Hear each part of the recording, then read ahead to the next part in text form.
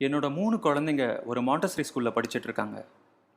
கொஞ்ச நாளைக்கு முன்னாடி என்ன மாதிரி ஒரு பெற்றோர் சொன்னாங்க, சில வருஷமாக மாண்டசரி ஸ்கூலில் படிச்சுட்டு எப்பவும் துருதுருன்னு இருந்த தன்னோட பையனை அவங்களுக்கு வேலை போயிட்டதுனால ஒரு சாதாரண இலவச பள்ளிக்கூடத்தில் சேர்க்க வேண்டியதாயிடுச்சுன்னு.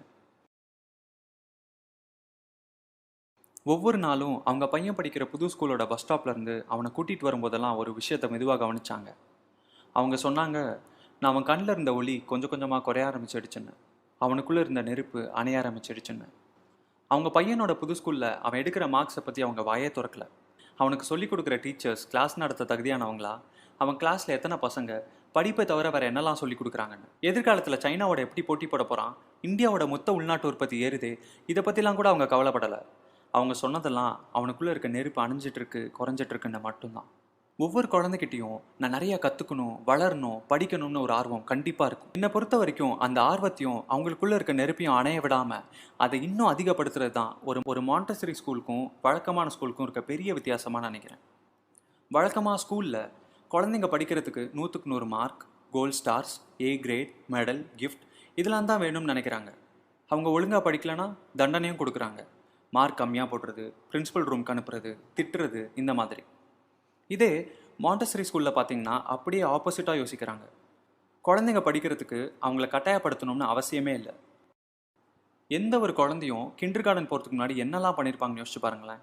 அவங்க எல்லாத்தையும் தொட்டு பார்ப்பாங்க, கையில் எடுப்பாங்க, திருப்பி போடுவாங்க, கடிப்பாங்க.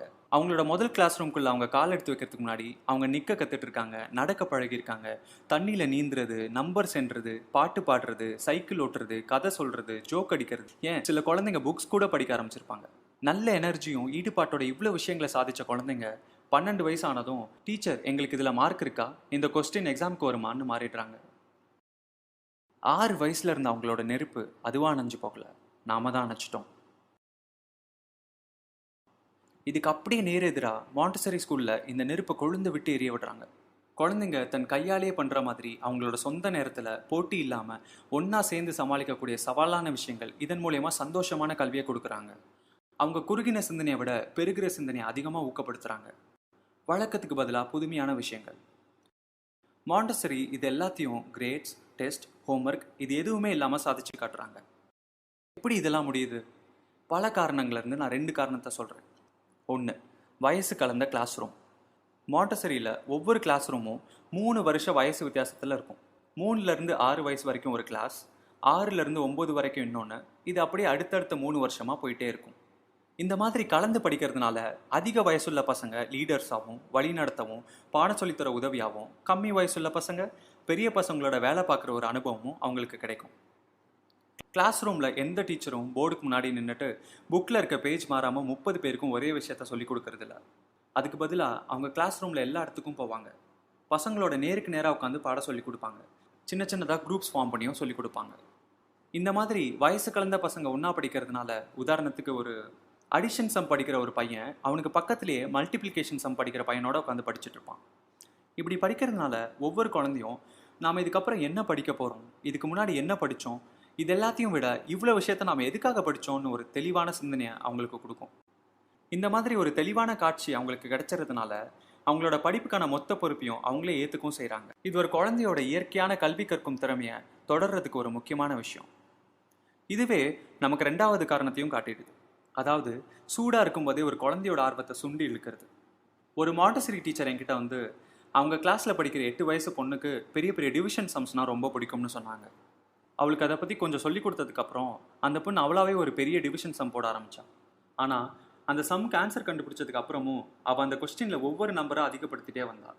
ஆன்சர் தொடர்ந்துக்கிட்டே வந்தாள். அவளோட ஆன்சர் கொஞ்சம் கொஞ்சமாக பேஜுக்கு கீழே வர ஆரம்பிச்சதை பார்த்ததும் அந்த டீச்சர் ஓடி போய் அவளுக்கு எக்ஸ்ட்ரா பேப்பர்ஸ் கொண்டு வந்தாங்க. ரொம்ப நேரத்துக்கு அப்புறம் அவள் அந்த சம்மை முடிச்சிட்டான்னு தெரிஞ்சதும் அவளோட ஆன்சர் பேப்பரெல்லாம் ஒன்றோட ஒன்றா டேப் பண்ணி அவளோட முதல் பேப்பரை சீலிங்கில் வச்சா அவளோட கடைசி பேப்பர் தர வரைக்கும் வந்துச்சு. மாண்டசரியில் குழந்தைக்கு எதில் இன்ட்ரெஸ்ட் இருக்கோ அதையே ஃபாலோ பண்ணுறாங்க. அவங்க மனசு நோக்கியே போகிறாங்க. அது எவ்வளோ வேகமாக இருந்தாலும், மற்ற பசங்க என்ன பண்ணிட்டு இருந்தாலும் அதை பற்றி கவலைப்படாமல். உங்களால் யோசிச்சு பார்க்க முடியுதா? ஏற்கனவே சீலிங்லேருந்து தர வரைக்கும் டிவிஷன் ப்ராப்ளம் சால்வ் பண்ண ஒரு பொண்ணு ஹை ஸ்கூல் படிக்கும்போது கால்குலஸ் மாதிரி ஒரு பெரிய சம்க்கெலாம் கஷ்டப்படுவாளான்னு உங்களால் யோசிச்சு பார்க்க முடியுதா? அவங்க அம்மா அவளை தினமும் ஸ்கூல்லேருந்து கூட்டிகிட்டு வரும்போதெல்லாம் அவள் கண்ணில் எப்படி ஒரு ஒளி இருக்கும்னு. நான் கண்டுபிடிச்சதில் மாண்டசரி ஸ்கூல் தான் கல்விக்கான சிறந்த வழி. மாண்டசரி மூலியமாக மட்டும்தான் குழந்தைங்க சந்தோஷமாகவும் சிறந்த முறையிலும் சுதந்திரம், பொறுப்பு, தனி மனித ஒழுக்கம், தலைமை பொறுப்பு, திருநுள்ள கல்வி, இது எல்லாத்தையும் விட முக்கியமாக அவங்க வாழ்க்கை பூரா படிக்கணும், கற்றுக்கணும்னு இருக்க அவங்களோட ஆசை, இதெல்லாம் கற்றுக்க முடியும். இதெல்லாம் தெரிஞ்சுக்க நீங்களாம் இப்போவே ஒரு மாண்டசரி கிளாஸ் ரூமுக்கு போங்க. போய் அங்கே ஒரு 30 நிமிஷம் அந்த கிளாஸ் ரூமில் உட்காந்து பாருங்கள். அந்த குழந்தைங்களோட கண் எப்படி மின்னுதுன்னு நீங்களே பாருங்கள்.